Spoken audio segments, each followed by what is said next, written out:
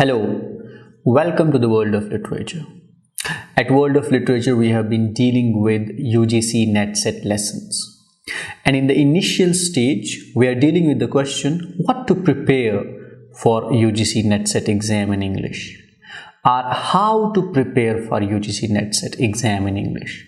What are the writers that should be taken up, which works must be studied in detail, and which must be studied as non-detailed study. So far, we have dealt with the Elizabethan age. So in today's lecture, we will deal with the Jacobean age. Jacobean age is a strange age in the history of English literature. It becomes very difficult for a person to classify the Jacobean age. The Jacobean age at times is clubbed either with Puritan age or at times is taken as an extension of the Elizabethan age. However, Jacobean age is also known as the decadence of the Elizabethan period. Jacobean age, if classified, is a time period of around 25 years from 1601 up to 1625.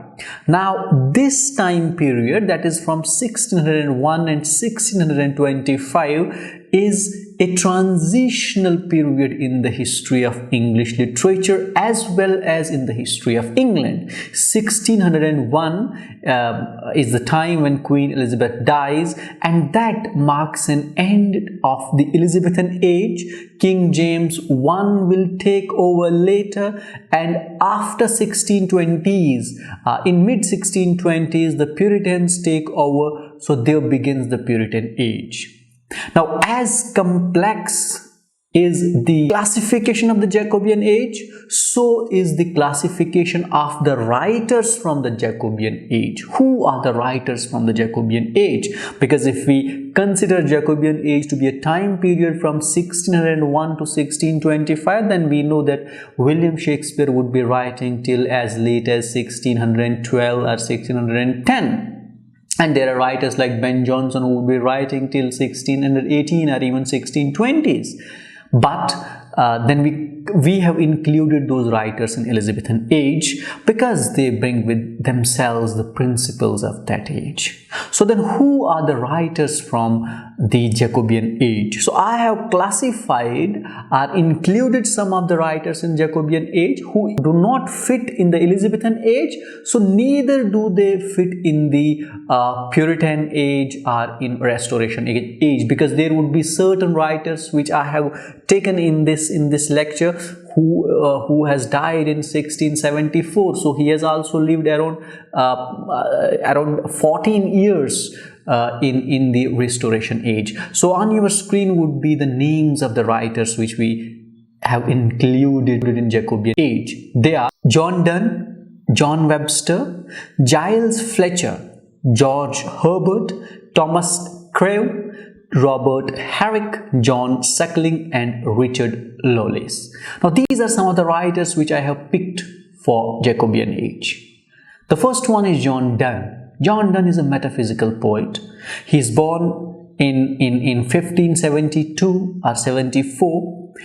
Most of the writings of John Donne are post 1601. He establishes his career also in 1610s and writes some significant poems in that particular time period. So I have included John Donne in the Jacobean age. The other writer is John Webster. John Webster would be the standout figure of Jacobean. Now, what are the works from these writers? Now, with regards to John Donne is known for poems, for sonnets, whom we also know as holy sonnets. So the poems with which you must be familiar from John Donne would be the likes of the canonization, unforbidding mourning, and the ecstasy, the flea, the good morrow, and others, and also few holy sonnets. And you must also have a look at the poems of John Donne which are prescribed at the master's level. You should be acquainted with those poems in detail. The other writer from this age is John Webster. Now, John Webster is a playwright. To his name we have the White Devil and we have the Duchess of Malfi. Now, both the White Devil and the Duchess of Malfi are very significant works, and since from this Jacobean age the only prominent figure would be John Webster, so it is imperative for a student who is preparing for UGC NET exam to at least read these two plays, that is the White Devil and the Duchess of Malfi, in detail. With regard to Giles Fletcher, name would be sufficient. We have the Christ's Victory and Triumph, a work by him. If you know the name of this particular work, that would be sufficient. We have George Herbert. George Herbert is again a poet, metaphysical poet, religious metaphysical poet. One of his collections of the poetry was published posthumously post his death in 1633, which was titled as The Temple. If you know the name, The Temple is the collection of the poetry written by George Herbert. That will also be sufficient. We have Thomas Carreau, who is a minor poet. Just remember him as a poet. We have Robert Herrick. One of his works is not that important, but if you remember the name of Hesperides and Noble Numbers, that would be sufficient. John Suckling is a poet who is primarily known for a poem Ballad Upon a Wedding. If you know the name of the poem Ballad Upon a Wedding, or if you have time, you can go through this poem and see what are the thematic concerns of the poem.